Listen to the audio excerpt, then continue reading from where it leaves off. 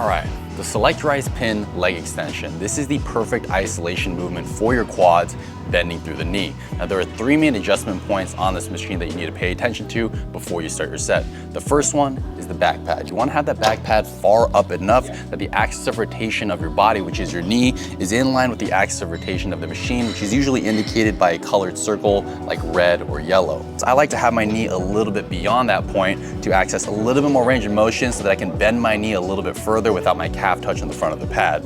Now the second adjustment point is the ankle pad. You wanna have this ankle pad just above your shoe but not quite touching it, but as low on your shin as possible.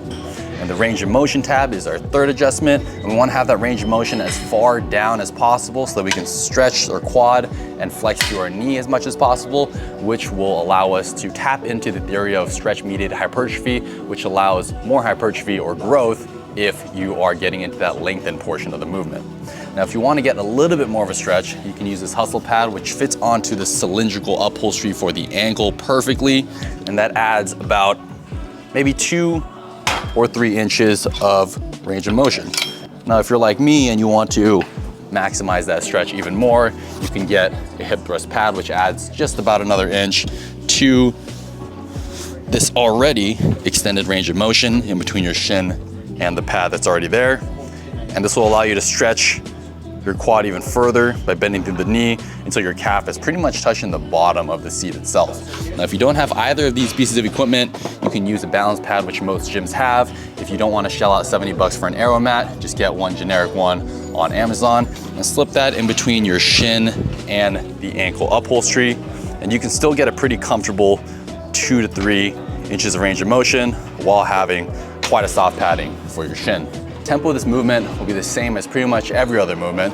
As we're going through the concentric portion of the movement, on the ascent, as we shorten our quads, we're moving aggressively. And then as we go through the eccentric or dropping the pad down, we're moving slowly, control, control, control, deep into that stretch until the weights almost touch each other, but not quite. Explode, power, control, control, control, slow motion, deep into the stretch. Every rep should look the same.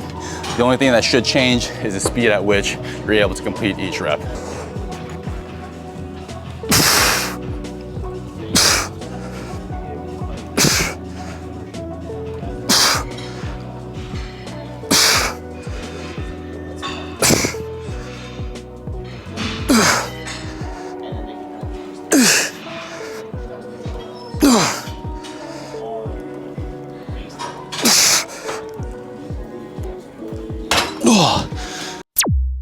Book your personal training consultation today.